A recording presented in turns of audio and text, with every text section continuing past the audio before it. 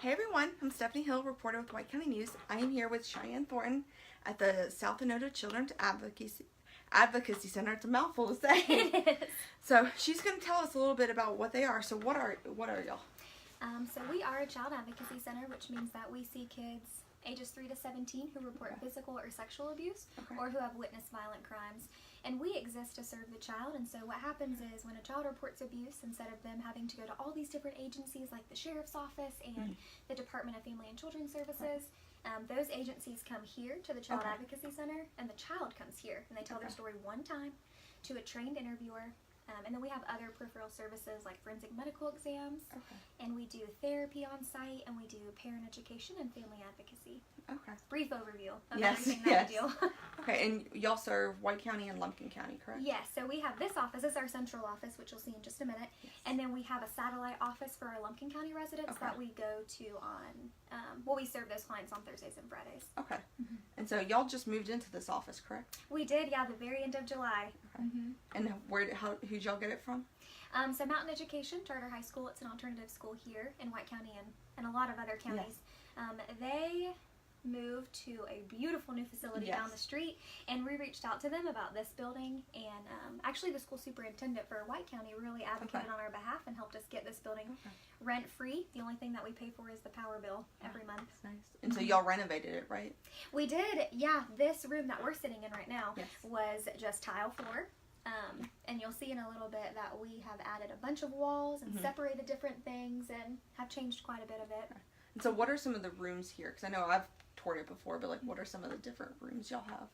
So the room that we're in right now, which you can see a little bit of, this is the waiting room. So we have 2 separate waiting rooms because we see a number of different clients for different things, and we want to make sure that they're getting their privacy. So you don't really want to talk about the worst thing that's ever happened to your child in front of a bunch of strangers.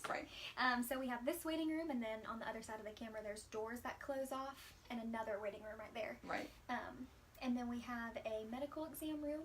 Because right now we've partnered with the health department to be able to offer those medical exams, but it still can be a hassle to get the code after hours and do all of that. So now we have that on site, which is right over here. And then we have office space for myself and for the person who does parent education.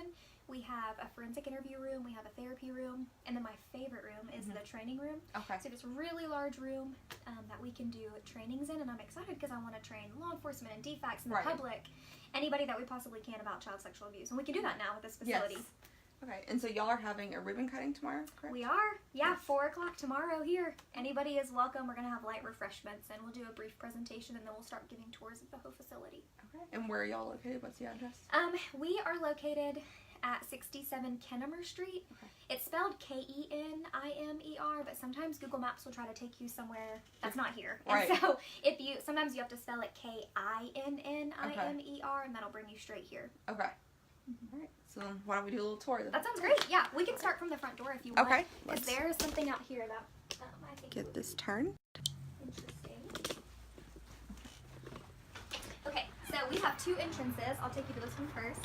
This is the entrance for our clients, and we have this for our clients because it brings them right into the front door where they're going to see Rebecca, and Rebecca's the person who calls them before they come in, so I want them to be the first person they see when they get here.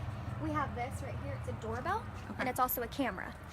So just in case Rebecca isn't sitting here, and let's say we have this this has only happened one time, but an alleged perpetrator might show up at the center, and this way this door is locked and we can see on the camera, and I can actually talk to them. There's a microphone, and so I can say leave, and so we have time to call the police or do anything that we need to do. Yeah, and then we can go in here.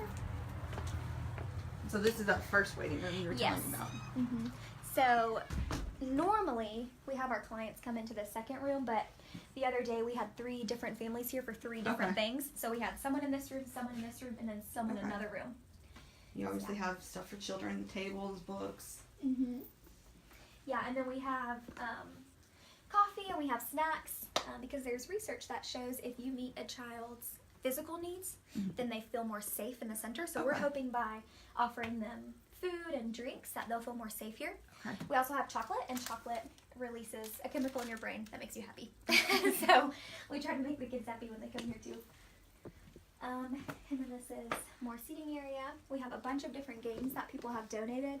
I think everything that you see here has all been donated by different people. And then we do surveys before everybody leaves, and they just go in this little box right here. Okay. And then, so out here, this is our medical exam room. We have a really big beanbag chair in here right now because we're not sure where to put it, but you can take a look at it. We're still getting the medical exam room set up, but we just got these installed. It looks really nice. So we'll get the table in here, which we already have, which is all donated to us from Longstreet Clinic. Okay. All of the equipment. Okay. This is just kind of an open area. So we have interns, and they sit right here at this desk. This is their area. And then just a gathering space for us. We have lunch here sometimes because it's really good for us to leave our desk and to take a break. Right. To reduce burnout.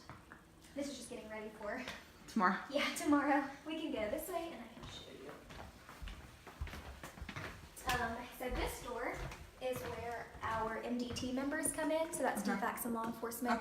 There's a code on the front door so they can just enter the code and come in at any time, and that way they're not walking through where the family is. Right. Because sometimes our families, don't have a good relationship with DFACS or don't have a good relationship with law enforcement, so we try to have them come in this way. This is Patricia's office. She's our family advocate who teaches parent education. So she meets with her clients in here. We put these on the door for privacy. Right. So she meets with them. This is the training room I was telling you about. So we have quite a number of seating so we can train a lot of people. Yeah. Board meetings. We have snacks for people when they come in. Pretty view out the window. Yes, it's very beautiful. And then I am really nostalgic, so I saved all of our newspaper clippings and we framed them all to put right there. Just to see and remember where we came from. Yes. And then that's a bathroom.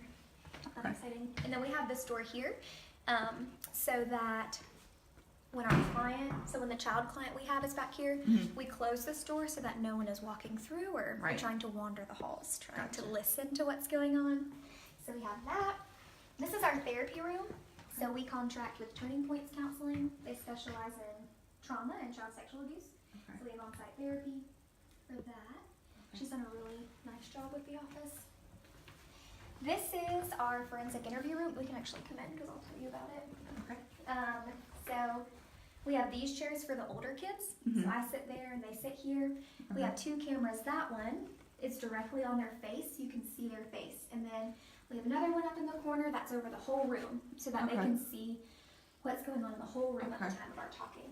And then if we have little ones, we interview kids as young as age 3. So we have the little table for that. And I sit with them at the little table, just like this.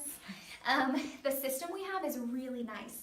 It's new, and we got grant funding to be able to get it. And so this light right here tells me that it's recording, so I always know if it shuts off. So if this light is off, I know it's not recording, which is super helpful. And then, just various microphones in the room. And you can see that there's no toys in here because we don't want the kids to be distracted. And then the last thing, this is my office, but it's also the MDT observation room, which means that law enforcement and DFACS, they sit right here, and they're watching the interview live on that TV while I'm doing it. And then when I think that I've done everything I need to do, asked every question I think I need to ask, I leave and I come in here and I talk to them and I'm like, is there anything I missed? Because sometimes I get tunnel vision and they'll be like, well, their body language did this when you asked this question, so let's go back to it and see. So they're doing that, and we all work as a team to try to help the child. All right. And that's everything. And to remind people what time the ribbon cutting is tomorrow? Tomorrow at 4 o'clock, 67 Kittimer Street. Hope to see you there.